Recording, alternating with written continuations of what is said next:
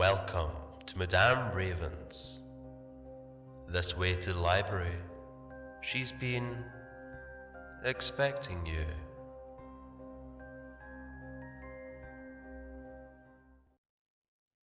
Hey, happy Thursday to you, my darlings.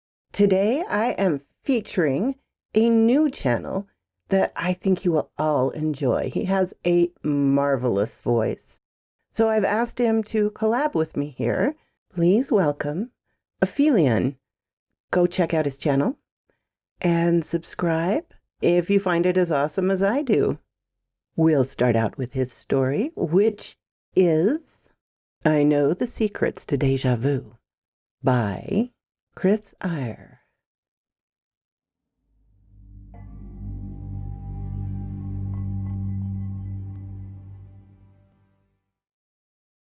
Have you ever experienced deja vu? I'm sure you have. We all have. It never usually happens more than a few times a year. And once the moment passes, you think little of it. I used to be like that. The occasional weird sensation that the present had already happened. Somewhere, sometime, somehow before. And I too never put too much thought into it. Just a chuckle to accompany the goosebumps at the thought of a higher power at work. But not this past few months. Around August of this year, I began having those feelings daily. Hell, nightly too.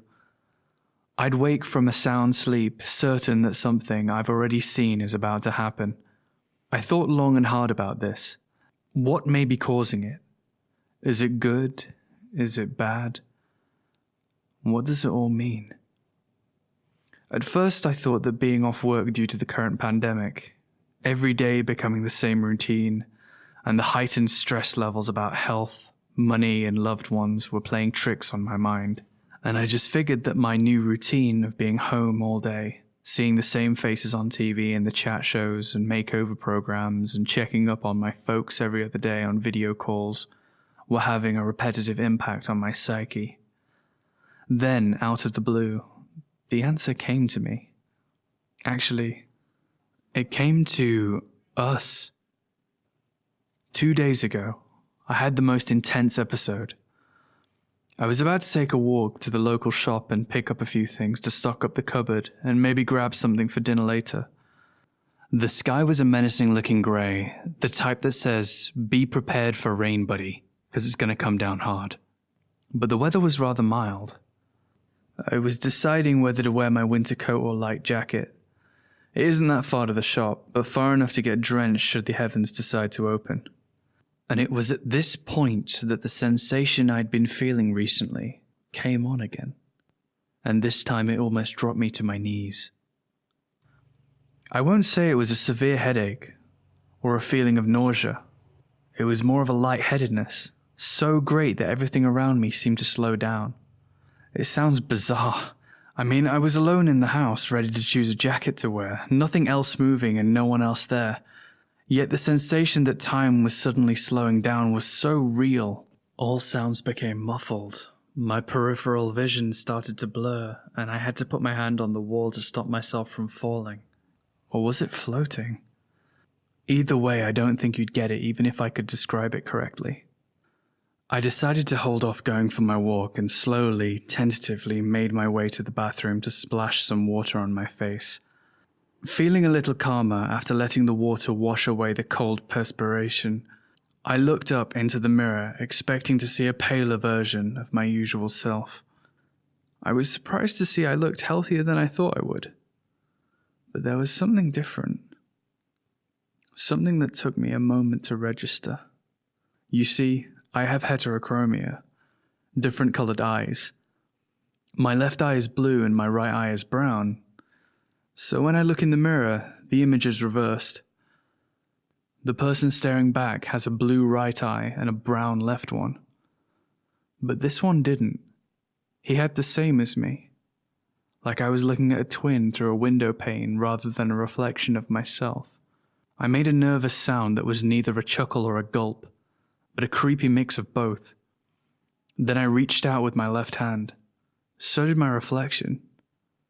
It actually reached out with his left hand, which in the reflection was a complete diagonal line to my hand, just like our mismatched eyes. My hand approached the mirrored glass, expecting to make contact with a smooth, cold surface. As time seemed to slow down again, my hand started towards its strange counterpart instead of aiming straight forward, and ultimately our fingertips met. Soft flesh on soft flesh. Then the mirror began to dissolve. The room around me started to shimmer like faulty tracking on an old videotape. When the illusion around me settled down, I realized I must have passed out momentarily, although I don't recall blacking out. I was still in my bathroom, on the floor, but not alone. There were two of us. Two of me. You see, Deja Vue is real. Apparently, so are parallel universes. When you make a decision, there is always the possibility of you making a different one. And that possibility then exists in its own timeline, its own universe. Two separate timelines created from one split event. And if both timelines come across a decision to be made in the future, a decision based on the same set of circumstances in both universes, tea or coffee for example, left or right, a winter coat or a lightweight jacket.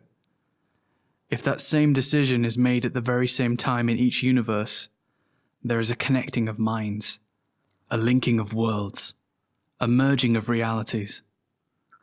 Deja vu. But we are not experiencing the feeling of already seen as deja vu is interpreted. We are experiencing the fact that our actions are also happening to another us on a different plane of existence. And if enough right decisions are made at exactly the right time from the same set of circumstances, then those two realities will eventually merge back into the same timeline. At least that's how it should go. Two worlds become one again. But which one should be the dominant one? Which should take control? What if both of them wanted to live and neither wanted to die? But not two worlds, two minds, two bodies, two me. The last 2 days have been mind-blowing, revelatory, eye-opening, and quite simply the most frightening of my life. We have the same memories, up to a certain point. The point of where our timelines split and went their separate ways, they are now back together. It sounds crazy, I know. Maybe you're thinking I have a split personality. Maybe I do. But don't the personalities usually differ from one to the next? This guy is exactly like me. Looks, sounds, character traits, even thoughts. After the initial shock and obvious questions, we realized we didn't even need to speak, because we knew instinctively what the other was going to say. Knew what each other were thinking. So what now? Which one of us calls mum and dad on the phone? Which one of us talks to our friends? Who goes back to work when we're allowed? Who sleeps with my girlfriend? Who belongs in this world? I suppose sooner or later, I'll let you know. Or he will. A little side note before I begin this story. This was the beginning of The King in Yellow, which is, of course, Lovecraft's Hastur. Ambrose Bierce started it. Robert Chambers took it up. And, of course, the Cthulhu mythos polished it. It's also the inspiration, or perhaps the SCP is the shadow of this. The Hanged King is obviously the King in Yellow. But we could go on and on. I bring you Haita the Shepherd by Ambrose Bierce. In the heart of Haita, the illusion of youth had not been supplanted by those of age and experience. His thoughts were pure and pleasant, for his life was simple and his soul devoid of ambition. He rose with the sun and went forth to pray at the shrine of Hastur, the god of shepherds, who heard and was pleased. After performance of this pious riot, Haita unbarred the gates of the fold and with a cheerful mind drove his flock afield, eating his morning meal of curds and oat cake as he went, occasionally pausing to add a few berries, cold with dew, or to drink of the waters that came away from the hills to join the stream in the middle of the valley, and be borne along with it, he knew not whither. During the long summer days, his sheep cropped the good grass, which the gods had made grow for them, or lay with their forelegs doubled under their breast, and chewed the cud. Haita, reclining in the shadow of a tree, or sitting upon a rock, played so sweet music upon his reed pipe that sometime, from the corner of his eyes, he got accidental glimpses of minor sylvan deities, leaning forward out of the copse to hear. But if he looked at them directly, they vanished. From this, for he must be thinking, if he would not turn into one of his own sheep, he drew the solemn inference that happiness may come if not sought, but if looked for will never be seen. For next to the favor of Hastur, who never disclosed himself, Haita most valued the friendly interest of his neighbors, the shy immortals of the wood and stream. At nightfall he drove his flock back to the fold, saw that the gate was secure, and retired to his cave for refreshment and dreams. So passed his life, one day like another, save when the storms uttered the wrath of an offended god. Then Haita cowered in his cave, his face hidden in his hands, and prayed that he alone must be punished for his sins and the world saved from destruction. Sometimes, when there was a great rain and the stream came out of its banks, compelling him to urge his terrified flock to the uplands, he interceded for the people in the cities, which he had been told lay in the plain beyond the 2 blue hills forming the gateway of his valley. "It is kind of thee, O Hastur," he prayed, "to give me mountains so near my dwelling and my fold that I and my sheep can escape the angry torrents. But the rest of the world thou must thyself deliver in some way that I know not of, or I will no longer worship thee." And Hastur, knowing that Haita was a youth who kept his word, spared the cities and turned the waters into the seas. So he had lived since he could remember. He could not rightly conceive any other mode of existence. The Holy Hermit who dwelled at the head of the valley, a full hour's journey away, from whom he had heard the tale of the great cities where dwelt people, poor souls, who had no sheep, gave him no knowledge of that early time when, so he reasoned, he must have been small and helpless like a lamb. It was through thinking on these mysteries and marvels, and on that horrible change to silence and decay, which he felt sure must sometime come to him, as he had seen it come to so many of his flock, as it came to all living things, except the birds, that Haita first became conscious how miserable and hopeless was his lot. "It is necessary," he said, "that I know whence and how I came, for how can one perform his duties unless able to judge what they are by the way in which he has entrusted with them? And what contentment can I have when I know not how long it is going to last? Perhaps before another sun I may change, and then what will become of the sheep? And what, indeed, will become of me?" Pondering these things, Haita became melancholy and morose. He no longer spoke cheerfully to his flock, nor ran with alacrity to the shrine of Hastur. In every breeze he heard whispers of malign deities whose existence he now first observed. Every cloud was a portent signifying disaster, and the dark was full of terrors. His reed pipe, when applied to his lips, gave out no melody, but a dismal wail.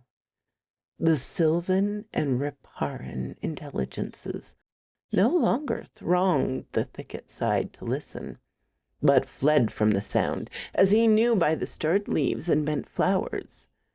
He relaxed his vigilance, and many of his sheep strayed away into the hills and were lost.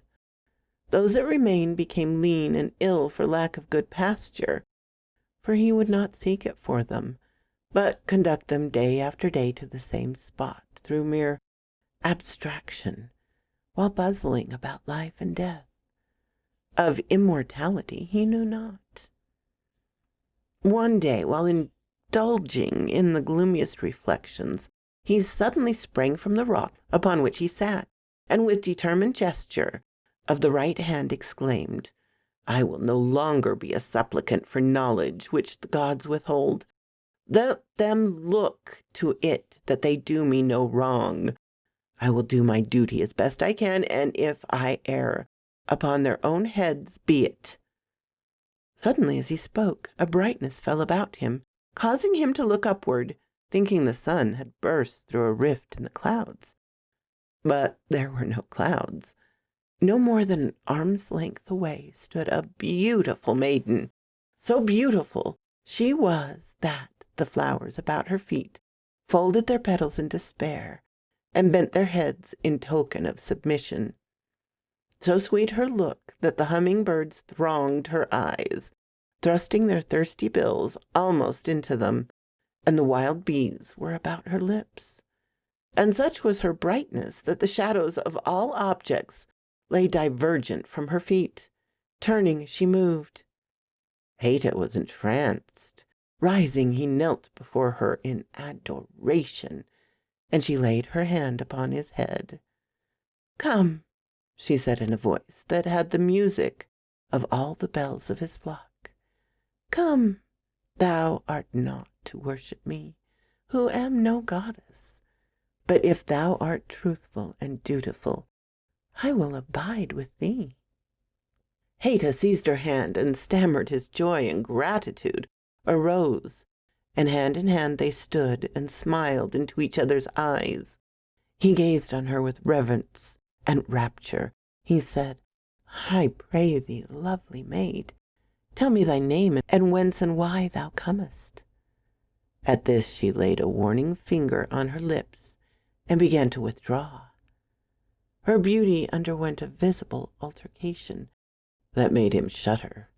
He knew not why, for she still was beautiful. The landscape was darkened by a giant shadow sweeping across the valley with the speed of a vulture. In the obscurity of the maiden's figure grew dim and indistinct. Her voice seemed to come from a distance, as she said in a tone of sorrowful reproach, "Presumptuous and ungrateful youth! Must I then so soon leave thee? Would nothing do but thou must at once break the eternal compact?" Inexpressibly grieved, Haita fell upon his knees and implored her to remain, rose and sought her in the deepening darkness, ran in circles, calling to her aloud, but all in vain. She was no longer visible, but out of the gloom he heard her voice saying, "Nay, thou shalt not have me by seeking. Go to thy duty, faithless shepherd, or we shall never meet again." Night had fallen. The wolves were howling in the hills, and the terrified sheep crowded about Haita's feet. In the demands of the hour he forgot his disappointment, drove his sheep to the fold, and repaired to the place of worship, poured out his heart in gratitude to Hastur for permitting him to save his flock, then retired to his cave and slept. When Haita awoke, the sun was high and shone in the cave, illuminating it with a great glory, and there beside him sat the maiden. She smiled upon him with a smile that seemed the visible music of his pipe reeds. He dared not speak, fearing to offend her as before, for he knew not what he could venture to say. "Because," she said, "thou didst thy duty by the flock, and didst not forget to thank Hastur for staying the wolves of the night, I am come to thee again. Wilt thou have me for a companion?" "Who would not have thee forever?" replied Haita. "Oh, never again leave me until I change and become silent and motionless." Haita had no word for death. "Indeed, I wish," he continued, "that thou wert my own sex, that we might wrestle and run races, and never so tire of being together." At these words the maiden arose and passed out of the cave, and Haita, springing from his couch of fragrant bough to overtake and detain her, observed to his astonishment that the rain was falling, and the stream in the middle of the valley had come out of its banks. The sheep were bleating in terror, for the rising waters had invaded their fold, and there was danger for the unknown cities of the plains. It was many days before Haita saw the maiden again. One day he was returning from the head of the valley, where he had gone with ewe's milk and oat cake and berries for the Holy Hermit, who was too old and feeble to provide himself with food. "Poor old man," he said out loud as he trudged along homeward. "I will return tomorrow and bear him on my back to my own dwelling, where I can care for him. Doubtless it is for this that Hastur has reared me all these many years and given me health and strength." As he spoke, the maiden, clad in glittering garments, met him in the path, with a smile that took away his breath. "I am come again," she said, "to dwell with thee if thou wilt have me, for none else will. Thou mayest have learned wisdom and art willing to take me as I am, nor care to know." Haita threw himself at her feet. "Beautiful being," he cried, "if thou wilt but deign to accept all the devotion of my heart and soul, after Hastur be served, it is thine forever. But alas, thou art capricious and wayward. Before tomorrow's sun I may lose thee again. Promise, I beseech thee, that however in my ignorance I may offend, thou wilt forgive and remain always with me." Scarcely had he finished speaking when a troop of bears came out of the hills, racing towards him with crimson mouths and fiery eyes. The maiden again vanished, and he turned and fled for his life. Nor did he stop till he was at the cot of the Holy Hermit, whence he had set out. Hastur barring the door against the bears, he cast himself upon the ground and wept. "My son," said the hermit from his couch of straw, freshly gathered that morning by Haita's hands, "it is not like thee to weep for bears. Tell me what sorrows have befallen thee, that age may minister to the hurts of youth with such balms as it hath of its wisdom." Haita told him all, how thrice he had met the radiant maid, and thrice she had left him forlorn. He related minutely all that had passed between them, omitting no word of what had been said. When he had ended, the Holy Hermit was a moment silent, then said, "My son, I have attended thy story, and I know the maiden. I have myself seen her, as have many. Know then that her name, which she would not even permit thee to inquire, is Happiness. Thou saidst the truth to her that she is capricious, for she imposeth conditions that man cannot fulfill, and delinquency is punished by desertion. She cometh only when unsought, and will not be questioned.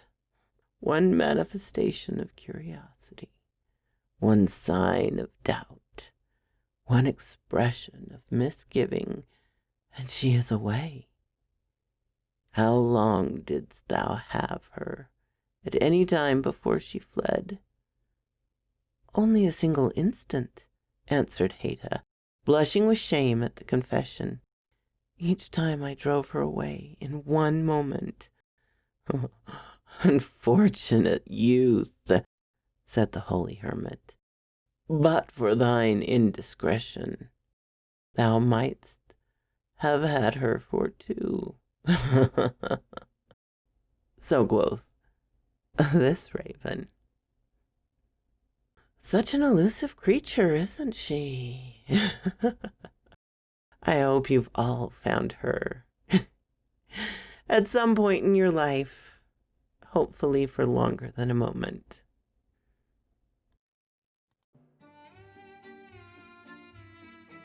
Thank you so kindly for stopping by my chateau, my darlings. It does mean so much to me. Please, if you have not subscribed, as many of you have not, please do so. Give me a like so I know what you would like to hear. And comment. I always love to read your comments. And special thanks to my Patreon and membership supporters. Ciao, darlings.